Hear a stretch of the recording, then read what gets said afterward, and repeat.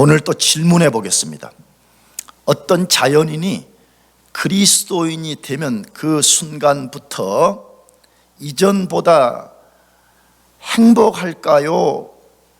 불행한 삶이 펼쳐질까요? 여기 한 자연인이라고 말한 것은 예수님을 믿고 거듭나지 않은 사람을 말합니다. 어머니 뱃속에서 태어난 그 상태로 여전히 있는 사람을 자연인이라고 말하는데, 어떤 한 자연인이 예수님 믿으면 이전보다 복된 삶이 펼쳐지는가, 아니면 아주 불행한 삶이 펼쳐지냐 하는 것입니다. 많은 사람들은 예수님을 믿고 그리스도인이 되면 그 순간부터 자유를 빼앗기고 속박된 삶을 살면서 매우 불행한 삶을 살 것이라고 생각합니다. 이것이 보편적인 자연인들이 생각하는 그리스도인의 상입니다. 그런데 절대로 그렇지 않습니다. 그리스도인이 되면 이전과 비교할 수 없는 복된 삶을 살고 세상이 절대 줄 수 없는, 온 세상이 다 해도 줄 수 없는 최고의 특권을 갖게 됩니다. 그런데 왜 많은 사람들이 그리스도인에 대한 오해를 하냐 하는 것입니다. 왜 그리스도인이 되면 불행하고 속박된 삶을 산다고 생각하냐 하는 것입니다. 그건 크게 두 가지입니다. 하나는 한 번도 그런 사람들은 성경을 통해서 정확하게 그리스도인이 무엇인가를 들어본 적이 없기 때문에 그렇습니다. 영어로 말하면 어수하는 것입니다. 자기가 그냥 그리스도인들은 맨날 주일 되면 놀러도 못 가고 교회 가더라, 저 친구들은 맨날 목사가 무슨 기도회 나오래 끌려다닌단다, 자꾸 이런 자기들이 그리는 그리스도인을 그려내기 때문에 그렇습니다. 한 번도 성경, 다시 말하면 하나님이 말씀하는 그리스도인의 본질을 공부해 본 적이 없기 때문에 그렇습니다. 또 하나는 거짓의 아비인 마귀에게 속임을 당해서 그렇습니다. 제가 최근에 몇 번 말씀드렸습니다. 성경은 마귀의 닉네임을 뭐라고 말하냐면 거짓의 아비라 그렇게 되어 있습니다. 예수님 말씀했습니다. 마귀의 본질이 뭐냐 그러면 계속 거짓말해서 사람들을 속이는 것입니다. 근데 마귀가 그 자연인도 모르는 사이에 예수 믿으면 속박당하고 예수 믿으면 모든 좋은 것을 빼앗겨버리고 불행하게 사는 것이다 라는 생각을 자꾸만 심어줘서 그런 사람들이 마귀의 생각에 이끌려서 그리스도인이 되면 비참해진다라는 생각을 갖게 되는 것입니다. 절대로 그렇지 않습니다. 이따가 소개하겠지만 그리스도인이 되는 것은 이 세상에 가장 복된 일이고 최고의 특권을 갖게 되는 것입니다. 믿으시기 바랍니다. 나는 성경이 증거하기 때문에도 그렇지만 나의 경험적으로도 나는 만일에 예수님을 믿고 사는 것이 복된 것도 아니고 최고의 특권도 아니라면 저는 예수님을 믿지 않을 것이고요, 저는 나가서 목사 노릇도 하지 않을 것입니다. 언젠가 말씀드렸지만 저는 모태신앙이 아니고 23살에 예수님을 믿어서 예수 믿기 전의 삶과 예수 믿은 후의 삶이 저는 너무 분명한 사람이기 때문에 만일에 예수 믿는 것이 세상의 것보다 복되지도 않고 세상의 것보다 특권적이지도 않다 그러면 저는 절대로 예수님 믿지 않습니다. 왜? 세상에 더 좋은 것이 많은데 무엇 때문에 예수님을 믿고 예수를 따르는 그리스도인으로 살겠습니까? 그리스도인이 되는 것은 우리 인생이 이 세상에서 얻을 수 있는 가장 큰 복이요, 최고의 특권을 손에 넣는 것입니다. 그러면 어떻게 한 자연인이 예수님과 인격적 관계를 맺고 그리스도인이 될 수 있을까요? 성경은 아주 분명하게 말씀합니다. 그리스도인이 되는 유일한 길은 예수님을 하나님의 아들로 인정하고 그분을 자신의 구주로 믿고 진실하고 공개적 신앙 고백을 할 때만이 그가 그리스도인이 된다라고 말하고 있습니다. 그것을 로마서 10장 9절 10절에서 가장 잘 밝혀주는데 같이 읽어보겠습니다. 내가 만일 내 입으로 예수를 주로 시인하며 또 하나님께서 그를 죽은 자 가운데서 살리신 것을 내 마음에 믿으면 구원을 받으리라. 사람이 마음으로 믿어 의에 이르고 입으로 시인하여 구원에 이르느니라. 어떻게 한 자연인이 그리스도인이 되느냐, 어떻게 구원을 받느냐, 여기 아주 분명하게 말씀했습니다. 예수님을 먼저 나의 주로 입으로 시인하라고 말합니다. 이 말은 뭐죠? 공개성이잖아요. 공개성. 그래서 우리가 나 예수 믿습니다 하면 세례를 받는 이유가 거기에 있잖아요. 물로. 왜 그래요? 여러 증인들 앞에서 고백을 하는 거잖아요. 나는 이제부터 예수님이 나의 구주입니다 하는 것을 많은 사람들 앞에 공개적으로 증거하는 사건인 거잖아요. 근데 그걸로만 다라고 말하지 않고 마음으로부터 믿어야 된다는 게, 거짓말로 얼마든지 신앙 고백할 수 있잖아요. 특히 로마서가 쓰여진 당시는 로마가 이스라엘을 지배할 때였는데 로마의 황제 가이사가 주라고 칭해지는 때에 아니라고, 가이사가 주가 아니고 예수가 주라고 고백하면 순교당하는 시절이었습니다. 그런데 바로 참 그리스도인이 누구냐 그러면, 나는 내가 마음 깊은 곳에서부터 예수님을 주로 믿을 뿐만 아니라 나는 그분이 내가 진짜 나의 주입니다를 죽든지 말든지 고백한다, 그 말이잖아요. 그래서 이 두 요소가 반드시 필요하다는 거예요. 진짜 구원 받으려면 예수님이 나의 주라는 걸 마음 깊은 곳에서부터 믿을 뿐만 아니라 그것이 외적으로 반드시 공개적으로 고백되어야 된다는 것이. 나는 지난주에도 내가 어떤 한 영혼을 위해서 기도하는 사람이 있어요. 구원받도록. 근데 그 사람과 전화통화를 했는데 내가 간곡히 부탁을 했어요. 왜냐 그러면 내가 거의 매일 기도하거든요, 그 영혼을 위해서 지금 오랫동안.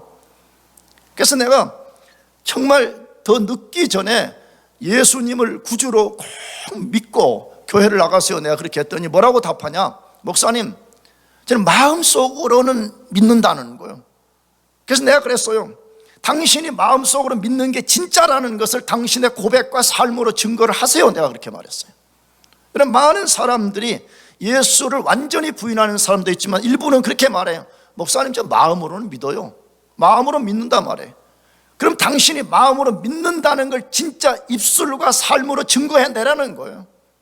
여러분, 로마서 10장의 이야기는 그냥 우리가 장난식으로 습득된 이론처럼 예 저는 믿어요, 지금 그런 차원의 문제가 아니에요. 언젠가도 말씀드렸죠. 로마서 10장의 백그라운드는 이 고백을 하면 죽느냐 사느냐의 지금 이 선택의 기로에 놓여 있는 거거든요.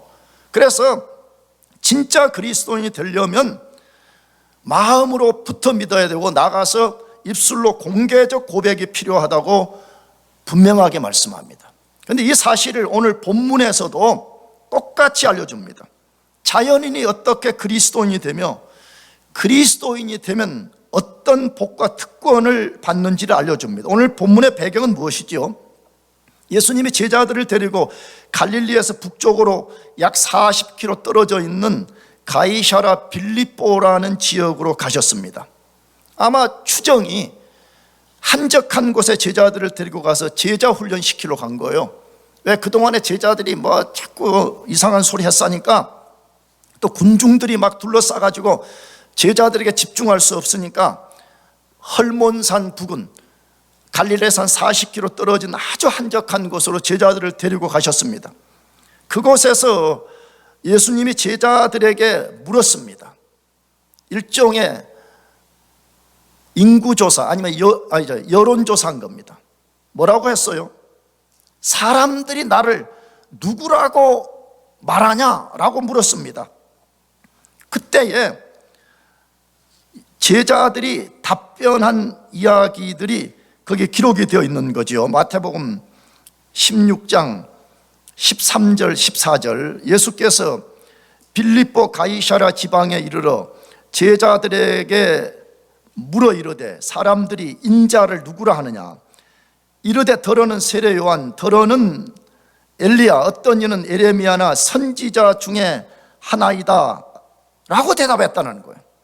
이 본문을 가만히 들여다보면 이게 진짜 사람들의 대답인지 아니면 제자들이 약간 예수님께 아부하려고 이렇게 말한지 이건 사실 좀 분명하지 않아요. 그러나 분명한 것은 제자들이 사람들의 의견이라고 평가라고 전달을 했는데 예수님을 뭐라고 소개했다고 말합니까?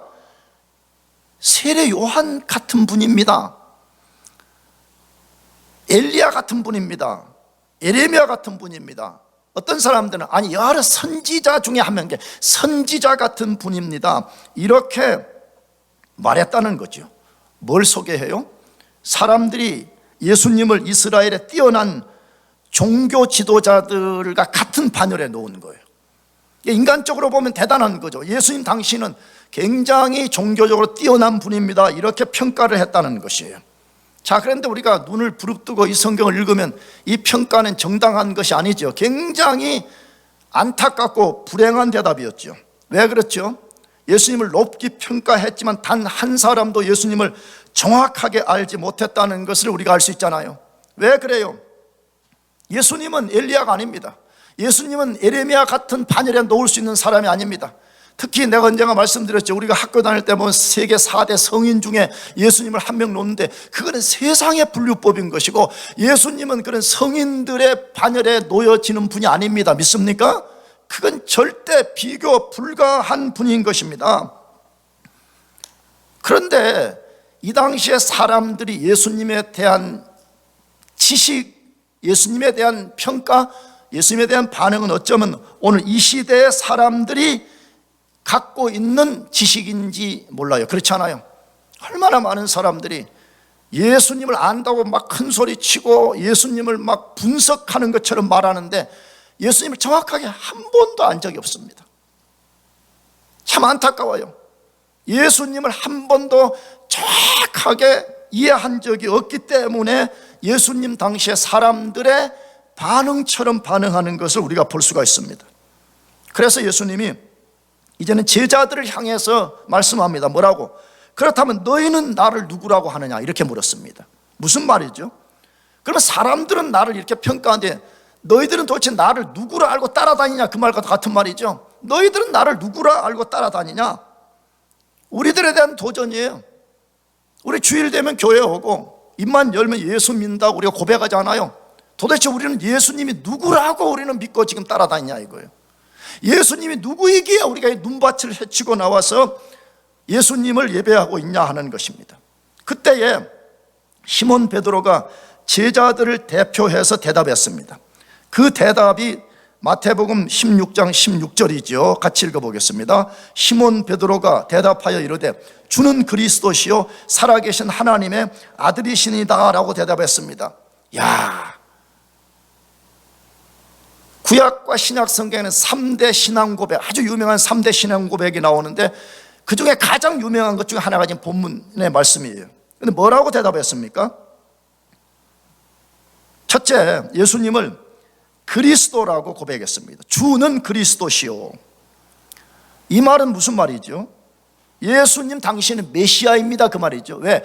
그리스도라는 말은 헬라어고 메시아라는 말은 아람어잖아요. 아람어를 헬라어로 풀으면 그리스도, 메시아 똑같은 말이에요. 그러면 이 말은 무슨 뜻이냐 그러면 기름 부음을 받아 세운 자, 그 뜻이거든요. 그리스도, 메시아라는 말은. 그러면 구약 당시에 기름을 부어서 어떤 포지션에 딱 임명시키는 세 대상이 있었죠. 하나는 선지자, 하나는 제사장, 하나는 왕이었습니다. 그러니까 구약 성경은 앞으로 장차 이 세 개를 완전 하나로 통합시키는 메시아가 올 것이라고 줄기차게 예언한 거잖아요. 그런데 바로 지금 예수님은 바로 구약 성경에서 줄기차게 예언한 메시아 그리스도입니다 이 말이죠. 이 말은 당신은 인류의 구원자요, 당신은 우리의 구원자입니다라고 고백했다 그 말이에요. 그 다음에 두 번째로는 예수님을 하나님의 아들이라고 고백했습니다. 굉장한 고백이지요. 이 말은 여러 의미를 담고 있지만 아주 간략하게 말하면 당신 하나님입니다 그 말이죠. 왜? 하나님의 아들이라는 말은 하나님과 똑같은 말이니까. 완벽한 신앙 고백이었습니다. 그때 예수님이 베드로를 칭찬하면서 약속을 주셨습니다. 그런데 그 베드로를 칭찬하고 약속한 이 내용이 오늘 예수님을 구주로 믿는 모든 사람들에게 주시는 특권입니다. 다시 말하면 예수님을 진짜 나의 구주로 고백하는 사람에게는 바로 이 복과 특권이 주어진다는 것입니다. 그러면 참 신앙 고백자에게 주어주시는 특권은 뭐냐 하는 것이죠. 첫 번째로는 세상이 알 수 없고 줄 수 없는 하나님의 복을 받습니다. 진짜 예수 믿어 구원 받으면 하나님께로부터 얻는 블레싱이 있는데 그것은 세상이 알지 못해요. 그건 세상이 줄 수 없는 복을 받게 되는 것입니다. 베드로가 예수님에 대해서 신앙 고백을 했을 때 예수님이 그를 칭찬하셨습니다. 무엇이라고 칭찬하셨습니까? 16장 17절에서 말씀하는데 읽어보겠습니다. 예수께서 대답하여 이르시되 바요나 시몬아 내가 복이 있도다. 이를 내게 알게 하니는 혈육이 아니요 하늘에 계신 내 아버지시니라 라고 말씀하고 있습니다. 뭐라고 칭찬했다 그래요? 바요나 시몬아 내가 뭐가 있다? 복 있다 이렇게 말했어요. 그 참 고백을 할 때 넌 진짜 복 있는 인생이다 이렇게 말씀했다 이 말이에요. 자, 그러면 왜 참 신앙 고백을 했을 때 복 있다고 말씀하셨을까요? 우리가 이걸 깊이 생각해 봐야 되죠. 예수님 당시에 수많은 사람들이 예수님이 누구인가를 전혀 알지 못했습니다. 그래서 예수님을 세례 요한이라 말하고, 어떤 사람들은 엘리야라고 말하고, 어떤 사람들은 예레미야 선지자 중에 한 명이라고 말했습니다. 심지어 우리가 이전 마태복음을 읽어보게 되면 예수님을 가리켜서 먹기를 탐하는 자요 죄인들의 친구라라고 말한 사람들도 있습니다. 거기서 끝난 것이 아니라 심지어 어떤 사람들은 바알세부를 힘입어 귀신을 내어 쫓는 자라고 말했습니다. 예수가 와서 기적을 베푸는 것은 예수 자체의 능력이 아니라 귀신의 대왕의 힘을 입어서 저런 일을 하고 있다라고 말했습니다. 얼마나 예수님에 대해서 무지한 시대였는지를 보여주는 거죠. 어쩌면 이 시대 똑같습니다. 이 시대 우리 알지만 미국은 박사들의 나라 아니에요. 박사를 지금 나쁘게 말하는 게 아니고 거의 박사들의 나라인 것 같아요. 내가 보니까 미국은요. 사람들은 미국을 알지 못하고 미국은 기독교 국가라고 많이 말합니다. 아닙니다. 미국은요. 지금 미국은 어쩌면 가장 그리스도를 대적하는 적그리스도의 나라인지 모르죠. 수많은 지성인들, 수많게 뛰어난 사람들이 지금 미국을 지배하고 있으면서도 예수 그리스도를 철저하게 대적하잖아요. 우리 리더들은 나와 개인적인 시간 가질 때 우리 잠깐 이야기했죠. 여러분 뉴스 봤겠지만 하원의 어떤 국회의원이라는 사람이 아멘으로 왜 기도하냐 이거예요. 왜 에이멘으로만 기도하냐 이거죠. 우만으로 기도하자 그렇게 한 거잖아요. 왜 예수의 이름으로만 기도하냐 브라만 알라 온갖 다 동원해서 기도하자 그렇게 나왔잖아요. 지금요. 그것을 주장한 사람이 미조리주의 목사잖아요. 감리교 목사가 하원 의원이면서 그렇게 한 거잖아요. 입으로는 하나님을 섬긴다. 자기는 신실한 캐톨릭 신자라고 말해. 그런데도 지금 뭐 하고 있죠? 남녀의 성비를 무너뜨려 버리자. 남자 여자가 화장실을 같이 쓰자.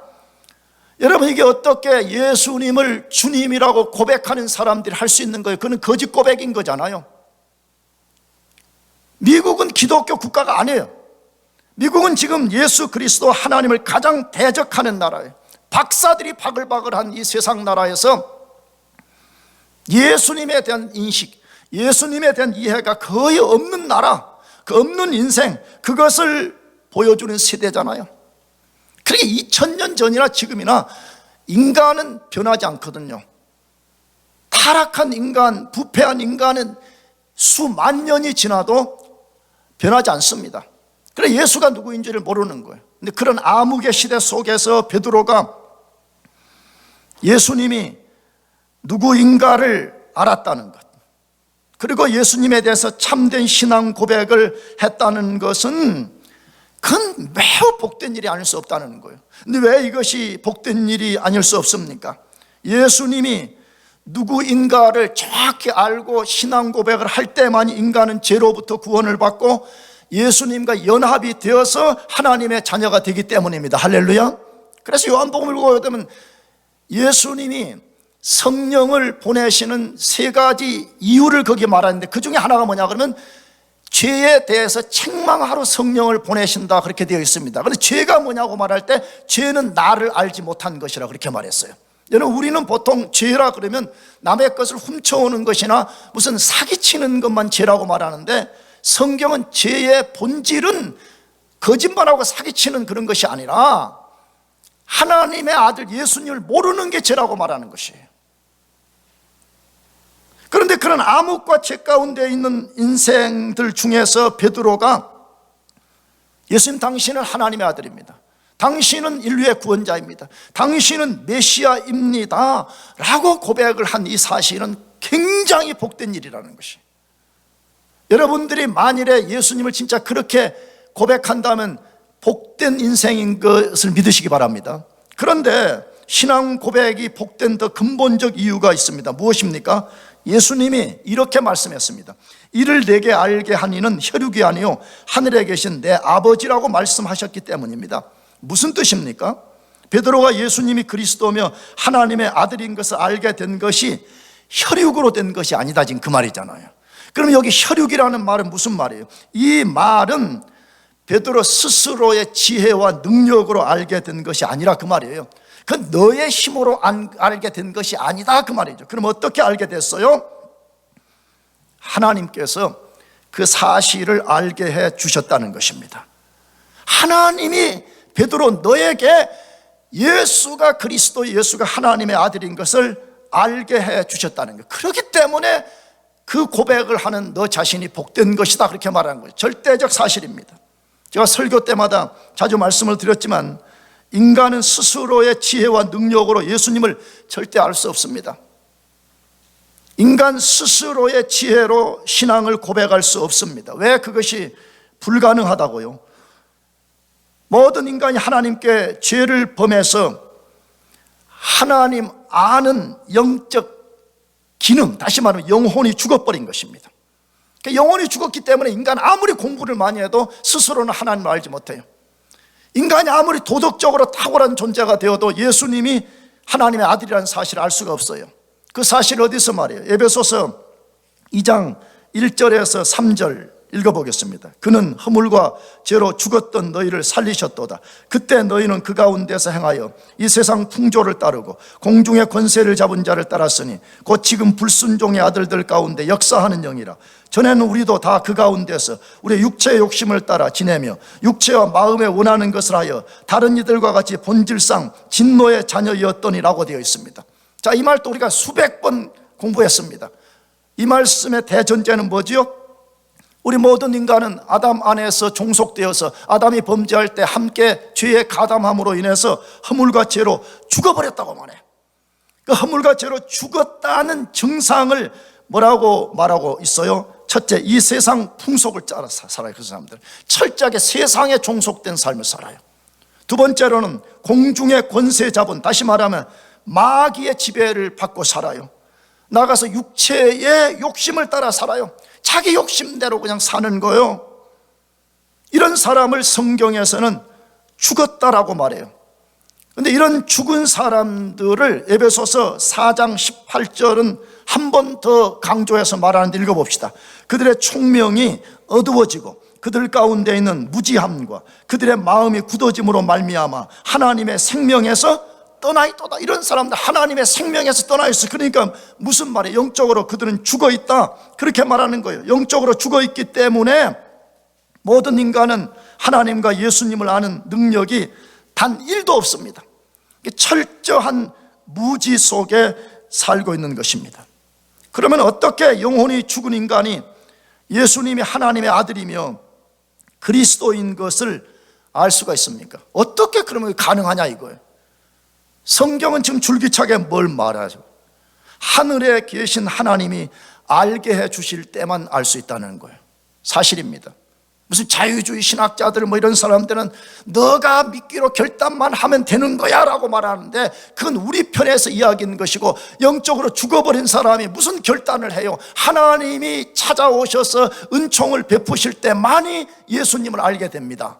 그 사실을 마태복음 11장 25절에서 27절도 말씀하고 있습니다. 같이 읽어보겠습니다. 그때 예수께서 대답하여 이르시되 천지의 주제이신 아버지여, 이것을 지혜롭고 슬기 있는 자들에겐 숨기시고 어린 아이들에게 나타내심을 감사하나이다. 옳소이다. 이렇게 된 것이 아버지의 뜻이니이다. 내 아버지께서 모든 것을 내게 주셨으니 아버지 외에는 아들을 아는 자가 없고 아들과 또 아들의 소원대로 계시를 받는 자 외에는 아버지를 아는 자가 없느니라.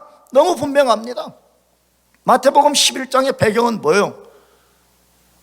유대 종교 지도자들, 유대인들이 잘났다고 말해요. 인간 이성으로 모든 것을 컨트롤할 수 있다고 자랑하는 그 배경이잖아요. 그때 예수님이 말씀하신 것이죠. 너희들이 하나님을 아는 것, 내가 하나님의 아들 예수라는 것을 아는 유일한 비결은 하나님으로만 알 수 있다는 거예요. 그런데 하나님이 어떤 사람들은 계시를 나타내고 어떤 사람들의 계시를 숨겨버린다고 말해요. 자기 스스로 지혜롭게 여기는 사람들에게는 계시를 안 보여줘요. 어린아이처럼 나는 아무것도 할 수 없어요, 수용적인 자세를 가진 사람들에게만 하나님이 자기 계시를 드러내서 바로 너희 눈앞에 있는 예수가 나의 아들이고 예수가 바로 인류를 구원하러 온 메시아라는 것을 알려준다, 그렇게 말하는 거지요. 그럼 하나님이 어떤 방식으로 영혼이 죽은 사람에게 예수님을 알게 하실까요? 어떤 방식으로 하는 거예요 도대체? 우리는 대충은 알잖아요. 그럼 대충 알아서는 안 되는 거죠. 성경의 논리는 뭐죠? 하나님이 창세전에, 이 만물을 창조하기 전에도 구원할 사람을 예정하시고, 예정된 사람을 복음과 성령을 통해서 그를 불러내시고, 신비롭게 불러낸 그 사람을 성령의 역사로 거듭나게 하고, 거듭난 사람에게 자기 자신이 죄인인 것을 깨닫게 하고, 죄 사함을 받는 유일한 길이 예수님을 믿는 것임을 알게 하고, 그 후에 예수님을 자신의 구주라고 신앙을 고백하게 만드는 것이죠. 그러므로 이 모든 것은 성부 하나님의 역사, 성령 하나님의 역사, 예수 그리스도의 역사로만 된다고 성경이 분명하게 말씀하고 있습니다. 이 신비한 모든 일은 성령의 역사로 이루어지는 것입니다. 그 사실에 대해서 고린도전서 12장 3절에도 분명히 밝히는데 같이 읽어보겠습니다. 12장 3절 시작. 그러므로 내가 너희에게 알게 하노니 하나님의 영으로 말하는 자는 누구든지 예수를 저주할 자라 하지 아니하고 또 성령으로 아니하고는 누구든지 예수를 주시라 할 수 없느니라. 자, 여기 시간 없으니까 그 절반만 해석해 봅시다. 마지막에 뭐라고 그랬어요? 또 성령으로 아니하고는 누구든지 예수를 누구라 할 수 없다고요?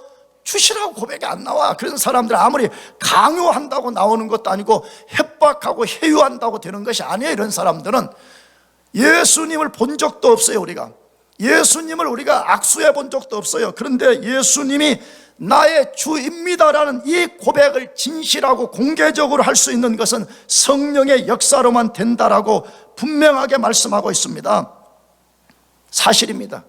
모든 인간은 하나님의 성령을 통해서만 예수님이 그리스도이며 하나님의 아들인 것이 믿어집니다. 그러므로 나는 여러분에게 도전해. 여러분이 나 구원 받았어요, 못 받았어요, 맨날 흔들리고 성경령 안 따르니까 맨날 흔들리는 거죠. 어떤 날은 구원 받은 것 같고 어떤 날 안 받은 것 같구만. 여러분의 의심이 찾아올 때 의심을 싹 해소할 수 있는 말씀이 이거잖아요. 여러분이 진짜 예수님을 진실하게 마음에서부터 주라고 고백하고 그걸 입술로 공개적으로 증거하는데도 불구하고 의심이 생긴다면, 고린도전서 12장 3절이 해독제잖아요. 무슨 해독제예요? 우리가 그렇게 믿어지고 고백되는 것은 누구의 역사로 된 거라고요? 성령의 역사. 하나님이 성령을 통해서 우리 속에 그러한 역사를 만들어냈기 때문에 우리가 그런 고백을 할 수 있다는 것이에요. 그러므로 여러분이 잘 믿냐 못 믿냐는 두 번째 문제이고, 여러분이 진짜 그런 진실하고 공개적 고백이 있다면 여러분은 구원받은 사람인 것을 믿어야 됩니다. 아멘이죠? 그 말은 무슨 말이에요? 내가 세상에 가장 복된 은혜를 입었다는 거예요. 절대 학교에서도 줄 수 없고 정부에서도 줄 수 없고 온 세상도 줄 수 없는 그 놀라운 하나님의 블레싱이 내 속에 들어왔다는 증거라 이 말이에요. 여러분, 그 사실을 믿고 담대해지기를 축복합니다. 두 번째로, 그리스도를 주라 고백할 때 얻는 복이 무엇이에요? 지옥의 모든 권세로부터 보호받는 주님의 교회가 되는 것입니다. 신앙 고백해서 진짜 구원받는 그 순간에 지옥의 모든 권세로부터 보호를 받는 주님의 교회가 됩니다.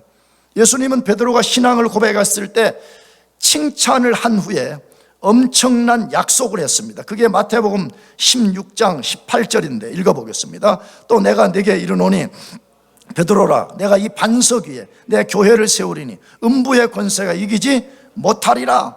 자, 무엇을 약속했습니까?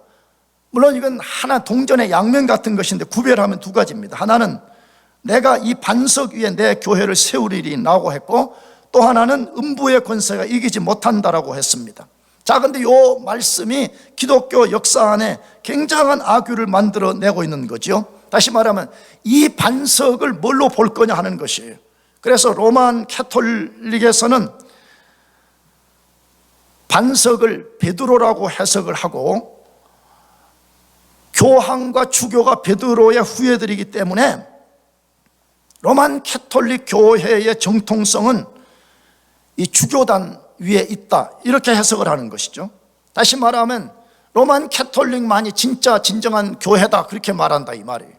그러나 우리 개혁교회는 이 해석을 철저하게 거부합니다. 그 이유 중에 여러 가지가 있는데 그 중에 하나가 뭐냐 그러면 헬라어 문법이 안 맞아요. 여기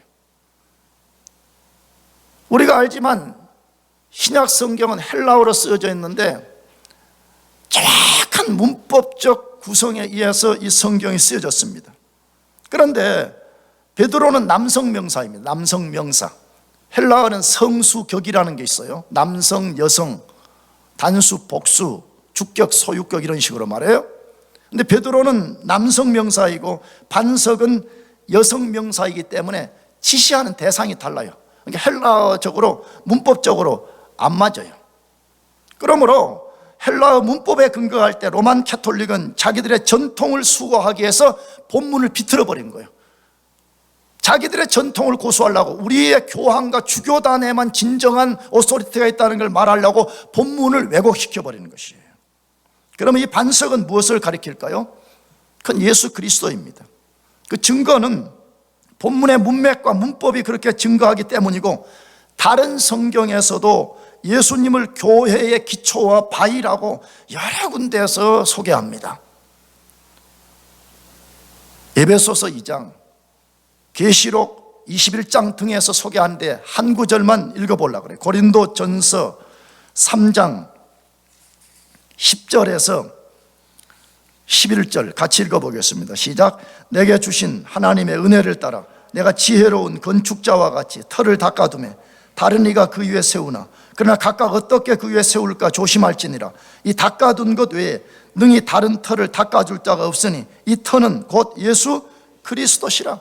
아까 말씀드렸죠. 계시록 21장, 에베소서 2장에 보게 되면 아주 그게 명료하게 예수님이 반석이고 예수님이 모든 구원의 터가 된다라고 분명하게 말씀하고 있습니다. 그냥 헬라어 몰라도 말이에요. 성경 엄청나게 몰라도 말이에요. 여러분 한번 생각해 봅시다. 베드로가 모든 교회의 반석이 되는 게 좋겠어요? 예수님이 반석이 되는 게 좋겠어요? 너무 어려워요? 1번 예수님, 2번 베드로, 몇 번이에요? 2번? 2번 베드로 아니야? 베드로면 안 되지. 왜냐? 베드로 우리 같은 인간 위에다가 이 교회를 세운다고 하면 얼마나 허약해요. 근거 중에 하나가 다음 주에 우리 읽어보면 알겠지만 마태복음에 이 멋진 신앙 고백을 했는데 얼마 안 돼가지고 예수님이 베드로 보고 뭐라고 하세요? 사탄아 내 뒤로 물러가라 그랬잖아요. 금방 신앙 고백을 멋지게 잘해놓고 뒤에 가서 또 딴소리 해가지고 예수님께 책망받잖아요. 여러분 그런 인간이 우리의 기초가 되는 반석이 된다, 굉장히 불행한 일이죠. 예수님만이 영원히 흔들리지 않는 반석입니다. 믿으시기 바랍니다. 예수님만이 우리가 영원히 의지해야 될 유일한 반석입니다. 그래서 이 말은 무슨 말이에요? 예수님이 우리의 영원한 반석이신데 누구든지 예수님을 자신의 구주로 고백하는 순간 그 반석 대신 예수님 위에 영원한 교회로 세워진다라는 말씀입니다. 그래서 교회는 놀라운 신비입니다.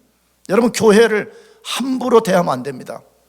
내가 고린도전서 공부할 때도 말씀드렸지만 교회가 뭔지를 모르니까 그냥 교회를 이렇게 여기니까 그래. 그냥 장부한 목사가 사장이고 뭐 유상아 집사가 거기에 뭐 한 뭐 전무이사쯤 되는 뭐 그런 하나의 조직인갑다. 그러니까 교회를 얕보는 거예요. 교회는 그런 것이 아닙니다. 교회는 고귀하신 예수 그리스도가 그의 죽음과 부활을 통해서 우리의 반석이 되어주시고, 우리가 그를 구주로 고백할 때 성령 안에서 그와 연합된 유기적 공동체입니다. 믿으시기 바랍니다. 매우 신비로운 것입니다. 그래서 고린도전서 3장 공부했지만, 하나님의 성전 교회를 더럽히는 자는 하나님이 그를 파괴시킨다라고 말하는 것이에요. 그런데 사람들이 이걸 모르니까 교회에 대해서 굉장히 겁없는 행동들을 합니다. 교회를 무시하고 아무렇게나 해도 되는 거라 그렇게 생각합니다. 나는 여러분 겁주려고 그러는 것이 아니라, 그런 사람들은 마지막 심판날에 그리스도 앞에서 굉장한 책망을 받을 것입니다. 근데 이 이야기는 여러분에 대한 도전만에, 저 자신에 대한 이야기가, 내가 자주 성경 공부 때 말했지만, 나도 젊었을 때에 교회론이 분명하게 정립이 안 돼가지고, 예전에 그냥 선배들, 교회를 부흥시키는 것이 제일이라고 여기는 그런 선배들에게 잘못 배워가지고 내가 교회 대장인 것처럼 대장 노릇한 적이 있었거든요. 내가 어떻게 이 교회를 컨트롤해 보려고 그런 못된 짓을 할 때가 있었거든요. 그걸 생각하면 지금 두려운 거예요. 그리스도의 죄 용서함이 없다면 나는 그것 때문에도 지옥 가고 말 것이에요. 하나님의 교회는 신비로운 것입니다. 왜? 예수 그리스도 그 반석 위에 신앙을 고백하는 사람들이 신비로운 방법으로 연합되어 있기 때문에 그렇습니다. 그런데 참 신앙을 고백하는 사람들에게 예수님이 엄청난 특권을 주셨습니다. 그것이 무엇입니까? 음부의 권세가 이기지 못하리니라고 말했습니다. 진짜 교회된 사람에게는 음부의 권세가 이기지 못한다, 그렇게 되어 있습니다. 음부의 권세는 무엇을 말해요? 지옥의 모든 권세를 말합니다. 마귀, 귀신, 그 다음에 일체의 모든 악한 것들을 말합니다. 그런데 그것들이 아무리 큰 세력을 갖고 있다고 할지라도 교회된 그리스도인들이 이길 수 없습니다. 그리스도인을 이길 수 없다고 말해요. 왜 그렇습니까? 그 사람이 예수님을 구주로 믿는 순간에 예수님과 연합이 되고 그 사람이 하나님 안에 있기 때문에 그렇습니다. 믿으시기 바랍니다. 만일에 논리적으로 지옥의 권세가 그리스도인을 이기려면 만물보다 크신 하나님을 이길 때만이 가능합니다. 하나님을 이겨 먹어야만이 하나님 안에 있는 그리스도인을 빼앗아 올 수 있기 때문에 그렇습니다. 그래서 성경에 많은 곳에서 그리스도와 연합된 하나님의 백성들이 얼마나 안전한가, 다시 말해 이 사람들의 구원이 얼마나 철저하게 보장되었는가 하는 것을 성경의 많은 곳에서 소개합니다. 그런데 이 많은 것을 다 할 수가 없고 또 한 개만 하기에는 너무 성경에 많이 강조하기 때문에 우리가 서너 가지를 좀 살펴보려고 그래요. 요한복음 10장 27절에서 30절 말씀입니다. 같이 읽어보겠습니다. 시작. 내 양은 내 음성을 들으며 나는 그들을 알며 그들은 나를 따르느니라. 내가 그들에게 영생을 주노니 영원히 멸망하지 아니할 것이요 또 그들을 내 손에서 빼앗을 자가 없느니라. 그들을 주신 내 아버지는 만물보다 크심에 아무도 아버지 손에서 빼앗을 수 없느니라. 나와 아버지는 하나이니라 하신대라고 되어 있습니다. 너무 유명한 성경 구절이죠. 내 양은 내 음성을 들으며라고 되어 있습니다. 여러분, 세상에는 사람들이 섞여 있잖아요. 누가 선택된 하나님의 자녀인지, 누가 그리스도께 속한 참된 양인지 아무도 모릅니다. 그런데 하나 유일한 증거가 있다는 거죠. 뭐지요? 내 양은 내 음성을 듣고 따라간다고 말해. 이게 콜링인 거잖아요. 이게 바로 성령이 그리스도의 복음을 통해서 사람들을 불러내는 방식이잖아요. 복음을 듣고도 돌아오지 않는 사람은 그건 그리스도께 속한 사람이 아니라 그 말이잖아요. 근데 그리스도께 속한 사람은 아무도 빼앗아갈 수 없다고 말해요. 왜? 먼저 그 사람이 예수님과 연합이 되어 있어요. 나가서 그 사람을 성부 하나님이 꽉 품고 있기 때문에 아무도 그 사람을 빼앗아갈 수 없다고 말해요. 여러분이 진짜 그리스도인 것을 믿는다면 여러분의 구원은 절대 안전한 것을 믿으시기 바랍니다. 두 번째로 로마서 8장 31절에서 39절, 본문이 좀 길지만 매우 중요한 구절이잖아요. 물론 이 앞절부터 읽으면 너무 길어서 31절부터만 읽어봅시다. 시작. 그런즉 이 일에 대하여 무슨 말하리요? 만일 하나님이 우리를 위하시면 누가 우리를 대적하리요? 자기 아들을 아끼지 아니하시고 우리 모든 사람을 위하여 내어주십니까? 어찌 그 아들과 함께 모든 것을 우리에게 주시지 아니하겠느냐? 누가 능히 하나님께서 택하신 자들을 고발하리요? 의롭다 하신 이는 하나님이시니 누가 정죄하리요? 죽으실 뿐 아니라 다시 살아나신 이는 그리스도 예수시니 그는 하나님 우편에 계신 자요 우리를 위하여 간구하시는 자시니라. 누가 우리를 그리스도의 사랑에서 끊으리요? 환난이나 곤고나 박해나 기근이나 적신이나 위험이나 칼이라. 기록된 바 우리가 종일 주를 위하여 죽임을 당하게 되며 당할 양같이 여김을 받았나이다 함과 같으니라. 그러나 이 모든 일에 우리를 사랑하시는 이로 말미암아 우리가 넉넉히 이기느니라. 내가 확신하노니 사망이나 생명이나 천사들이나 권세들이나 현재일이나 장래일이나 능력이나 높음이나 깊음이나 다른 어떤 피조물이라도 우리를 우리 주 그리스도 예수 안에 있는 하나님의 사랑에서 끊을 수 없느니라. 이걸 그대로 믿으시기 바랍니다. 아멘. 자꾸 구원의 확신도 사람들이 감정을 의지하려고 그러니까 구원의 확신을 못 갖는 거잖아요. 감정이 중요한 요소긴 하지만 맨날 기도도 안 해. 맨날 그냥 아무렇게나 살아. 그러면서 자기 구원 생각하면 자기 마음을 뒤적거리기 시작하는데 마음속에서부터 별로 구원 받은 것 같지도 않아 보여. 그러니까 뭐 구원의 확신이 있니 없니 맨날 그러고 사는 거야. 그러다가 죽고 마는 거예요. 우리 감정이 근거가 아니라 주님의 약속이 근거잖아요. 뭐라고? 주님이 예수 그리스도를 그리스도요 하나님의 아들로 믿는 사람 속에는 하나님의 놀라운 역사가 일어나게 되는데 그때부터 그 사람은 어떤 것도 그를 빼앗아갈 수 없다라고 말하잖아요. 그 어떤 것들을 너무 길게 지금 말한 거잖아요. 굉장히 많은 이런 것들조차도 결코 우리의 구원을 빼앗아갈 수 없다고 말하잖아요. 그러니까 진짜 구원 받은 것을 확신한 사람 불같이 산 거예요. 그냥 오늘 우리처럼 그냥 아무렇게나 주일 되면 그냥 교회만 오는 정도, 아니 그런 차원 아니야. 그런 차원이 아니야. 그냥 우리가 무슨 기독교 교회사를 연구하지 않아도 그냥 알잖아요. 어떻게 루터나 칼빈이나 주잉글이나 이런 사람들은 어떻게 그 시대에 자기들의 턱에 칼을 겨누는 그런 저항 세력들을 대적하여 나갈 수 있었냐는 것이에요. 그 속에 나는 구원받은 하나님의 백성이요 그 어떤 것도 나를 빼앗아갈 수 없다는 이 불붙는 신념이 있었기 때문에 가능한 것이잖아요. 아무것도 우리를 빼앗아갈 수 없다고 말하잖아요. 그걸 믿으시기 바랍니다. 그 다음에 우리 구원이 얼마만큼 안전하다고 말해요. 데살로니가 후서 3장 3절 읽어보겠습니다. 시작. 주는 미쁘사 너희를 굳건하게 하시고 악한 자에게서 지키시리라. 야, 여러분 이런 말씀을 다 그냥 영혼의 다추로 삼아요. 주는 미쁘사. 무슨 말이죠? 주는 신실하다고 말이죠. 예수님은 신실해요. 어제는 좀 나를 잘 돌봐주다가 오늘은 삐져가지고 안 돌봐주고 그런 거 없다는 거. 우리처럼 뭐 어떤 날은 뭐 좀 잘해보려다가 어떤 날은 풀주가 같고 그런 거 없고 하나님은 어제나 오늘이나 영원토록 동일하게 신실하다는 거예요. 근데 그분이 뭐 하신다고요? 너희를 굳건하게 하시고 악한 자에게서 지켜준다고 말해. 할렐루야. 악한 자. 우리가 시험 들고 넘어지고 하는 것들이 대부분이 악한 자 때문이 아니에요. 근데 주님이 약속을 해요. 우리를 지켜주시겠다고 약속을 해요. 요한일서 5장 18절 같이 읽어보겠습니다. 하나님께로부터 난 자는 다 범죄하지 아니하는 줄을 우리가 아노라. 하나님께로부터 나신 자가 그를 지키심에 악한 자가 그를 만지지도 못하느니라. 이걸 그대로 믿읍시다. 아멘. 뭘 믿으려고 그래? 이런 걸 믿어야지. 악한 자가 그를 만지지도 못해. 왜? 하나님이 우리를 꽉 붙잡고 계시기 때문에. 우리 하나님의 품 안에 있기 때문에 누가 이걸 우리를 건들겠냐 이거예요. 근데 우리가 믿음이 없어서 하나님을 의지하지 못하고 지레 풀이 죽어가지고 지레 겁을 먹고 나는 안 돼.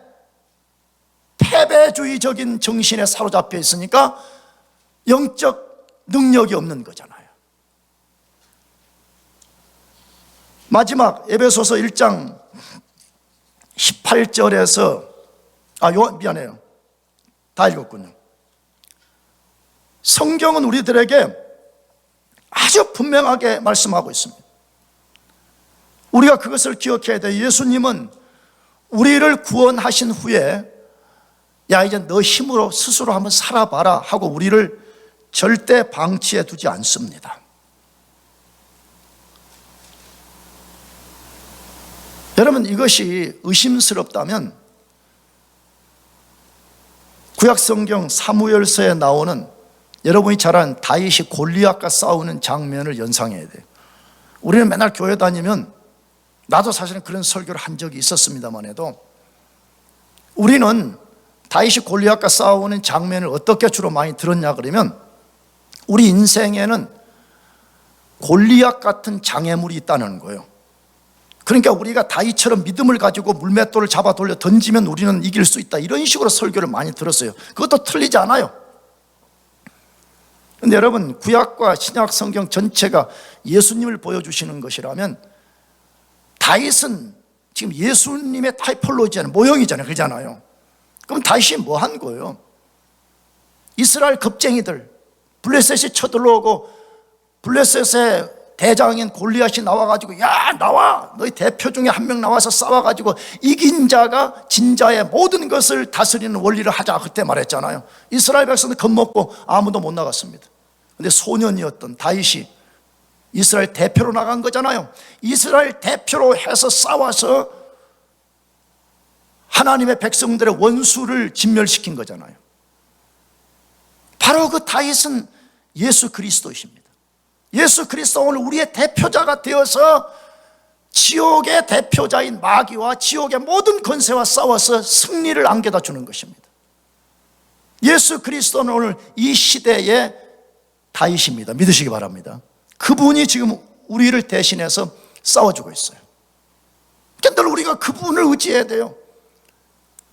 적이 쳐들어오면 내 힘 갖고 싸우려고 하면 안 되고, 나의 대장이신, 나의 대표자이신 예수 그리스도의 권세 아래 우리가 피하는 것이 필요해요. 그래서 기도가 필요한 거죠. 그래서 믿음이 필요한 거죠. 그래서 우리가 피난처 되신 예수 그리스도에게로 도망하는 방법을 배워야 되는 것입니다.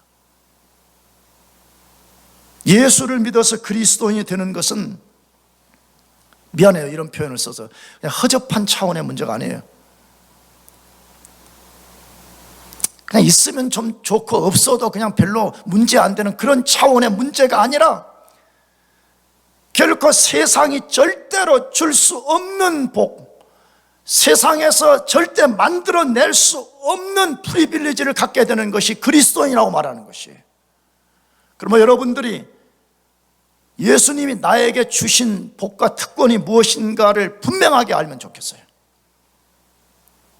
기도를 해요. 주님, 내 마음의 눈을 열어주십시오. 그래서 하나님이 그리스도를 통해서 나에게 주신 복과 특권이 무엇인지를 알게 해주십시오. 그래서 여러분들이 그것을 믿고 그것을 사용해서 하나님이 그리스도를 희생시키고 여러분에게 주신 그 복들을 누리고 살기를 축복합니다. 기도하겠습니다.